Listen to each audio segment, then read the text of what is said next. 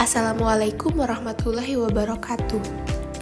Perkenalkan, saya Gevira Mutia Almeida dengan NIM 2307357 dari kelas 2B Program Studi Pendidikan Manajemen Perkantoran Universitas Pendidikan Indonesia.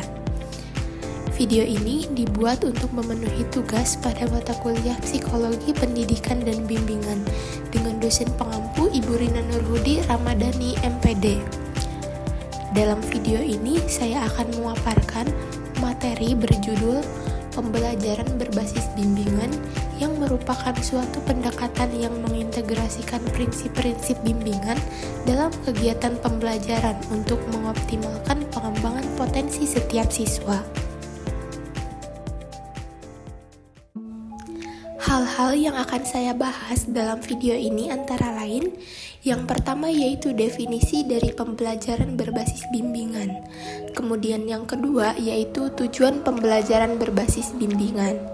Selanjutnya yang ketiga yaitu prinsip-prinsip pembelajaran berbasis bimbingan. Lalu yang keempat yaitu metode dan teknik pada pembelajaran berbasis bimbingan. Kemudian yang kelima yaitu peran guru dalam pembelajaran berbasis bimbingan. Selanjutnya yang keenam yaitu ciri-ciri pembelajaran berbasis bimbingan. Dan yang terakhir yaitu kesimpulan. Bimbingan merupakan suatu proses pemberian bantuan kepada suatu individu yang dilakukan secara berkesinambungan dalam membantu individu untuk mengembangkan suatu potensi yang dimilikinya secara optimal. Proses ini melibatkan berbagai strategi yang disesuaikan dengan kebutuhan dan keadaan individu tersebut, memastikan bahwa dukungan yang diberikan tidak hanya bersifat sementara, tetapi berlanjut hingga individu dapat berdiri sendiri dalam mengelola dan mengembangkan potensinya. Sedangkan pembelajaran merupakan suatu keadaan yang dirancang dengan tujuan siswa melakukan kegiatan belajar.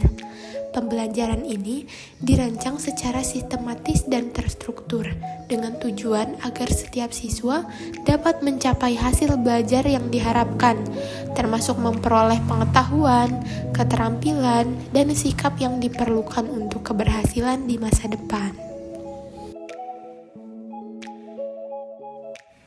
Maka, pembelajaran berbasis bimbingan adalah metode pembelajaran yang berfokus pada pengembangan potensi individu melalui proses bimbingan yang dilakukan oleh guru kepada siswa untuk mencapai perkembangan optimal. Pembelajaran berbasis bimbingan merupakan model pembelajaran yang dirancang berdasarkan pemahaman terhadap bimbingan. Dalam model ini, guru berperan tidak hanya sebagai penyampai informasi, tetapi juga sebagai pendamping yang memahami keunikan setiap siswa, serta mampu mengidentifikasi dan menanggapi kebutuhan belajar yang spesifik.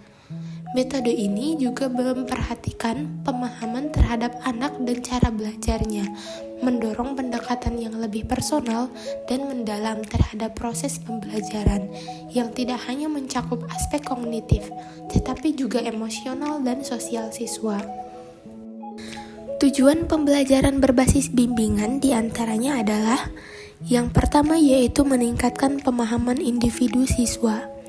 Tujuan ini menekankan pentingnya mengadaptasi materi pembelajaran agar sesuai dengan tingkat pemahaman dan kecepatan belajar masing-masing siswa, sehingga setiap siswa dapat memahami konsep dengan lebih mendalam.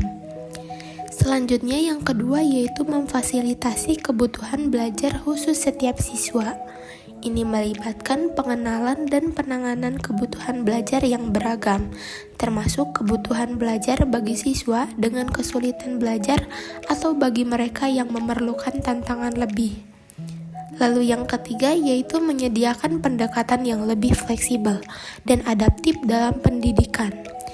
Pendekatan ini mengizinkan modifikasi kurikulum, metode pengajaran, dan sumber daya pembelajaran untuk lebih menyesuaikan diri dengan konteks dan dinamika kelas yang berubah-ubah.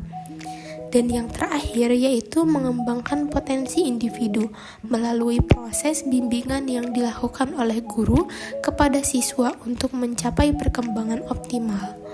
proses ini tidak hanya fokus pada keberhasilan akademis, tetapi juga pada pengembangan keterampilan sosial, emosional, dan kognitif siswa yang semuanya penting untuk keberhasilan mereka dalam kehidupan nyata.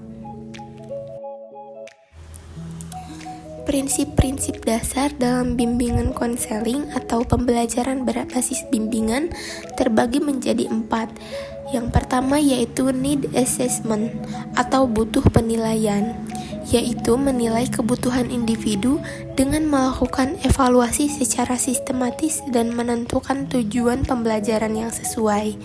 Selanjutnya yang kedua yaitu helping relationship atau membantu hubungan, yaitu menjalin hubungan bantuan yang baik dengan individu yang memungkinkan individu mengembangkan kemampuan dan mengembangkan dirinya. Kemudian yang ketiga yaitu memfasilitasi, yaitu membantu individu mencapai tujuan pembelajaran yang maksimal dengan menyediakan informasi, nasihat, dan bimbingan yang diperlukan.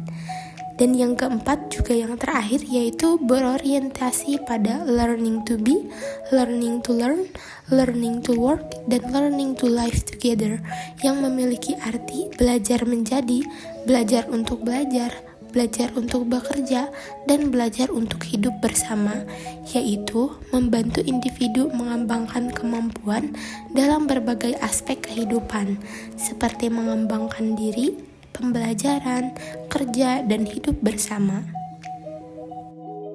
Metode dan teknik dalam pembelajaran berbasis bimbingan meliputi 5 hal, di antaranya yaitu yang pertama adalah konseling, yaitu proses bimbingan yang dilakukan secara individu ataupun grup melalui pendengaran, pernyataan, dan perintah.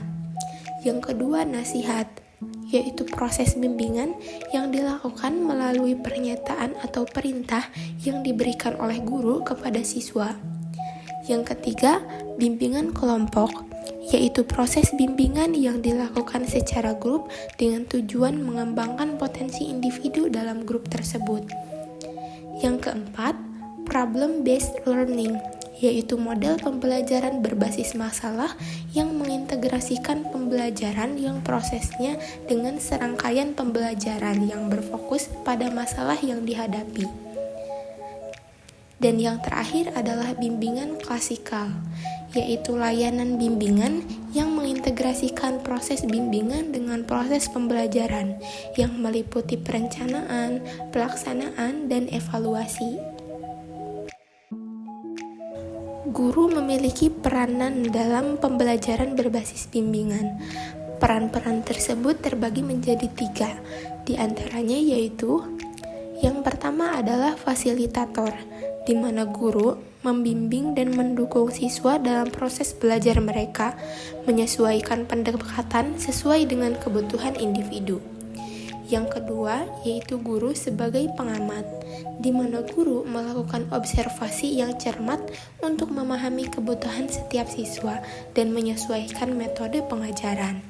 Dan yang terakhir yaitu guru sebagai pembimbing, di mana guru membantu siswa dalam menetapkan tujuan belajar dan strategi untuk mencapai tujuan tersebut. Menurut Kartadinata dan Dance dalam Mariana 2008 halaman 2, pembelajaran berbasis bimbingan memiliki ciri-ciri sebagai berikut. Yang pertama yaitu diperuntukkan bagi semua siswa. Ini menegaskan bahwa pendekatan ini inklusif dan dirancang untuk mendukung keberhasilan semua siswa tanpa memandang latar belakang atau tingkat kemampuan mereka. Yang kedua yaitu memperlakukan siswa sebagai individu yang unik dan sedang berkembang.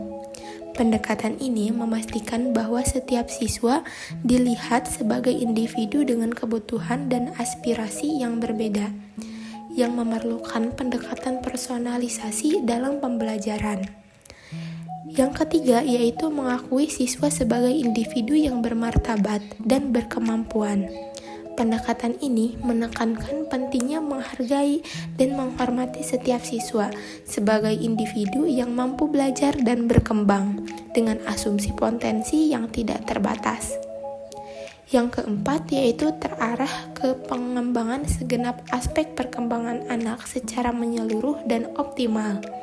Hal ini melibatkan fokus tidak hanya pada aspek akademis, tetapi juga pada perkembangan emosional, sosial, dan fisik yang semuanya penting untuk pertumbuhan penuh siswa. Dan ciri-ciri yang terakhir yaitu disertai dengan berbagai sikap guru yang positif dan mendukung, aktualisasi sebagai minat, potensi, dan kapabilitas siswa sesuai dengan norma-norma kehidupan yang dianut. Sikap guru yang mendukung ini menciptakan lingkungan belajar yang positif dan penuh dukungan, yang vital untuk memotivasi siswa dan membantu mereka mencapai potensi penuh mereka. Dari materi yang telah kita bahas tadi, dapat ditarik kesimpulan bahwa pembelajaran berbasis bimbingan adalah metode pendidikan yang menyesuaikan proses belajar sesuai dengan kebutuhan individu setiap siswa untuk meningkatkan efektivitas, mendukung pertumbuhan personal, dan meningkatkan keterlibatan siswa. Pendekatan ini menuntut individualisasi, fleksibilitas, dan pemantauan berkelanjutan, menggarisbawahi pentingnya responsivitas dan adaptasi terhadap kondisi dan kebutuhan yang berubah-ubah. Selain itu juga memerlukan lebih banyak sumber daya dan pelatihan guru. Investasi ini dianggap penting untuk memastikan bahwa guru memiliki kemampuan dan alat yang dibutuhkan untuk efektif dalam model pembelajaran yang sangat personalisasi ini.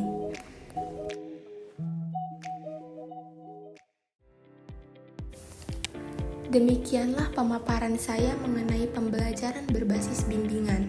Saya berharap diskusi ini dapat bermanfaat untuk kita semua. Terima kasih atas perhatiannya. Wassalamualaikum warahmatullahi wabarakatuh.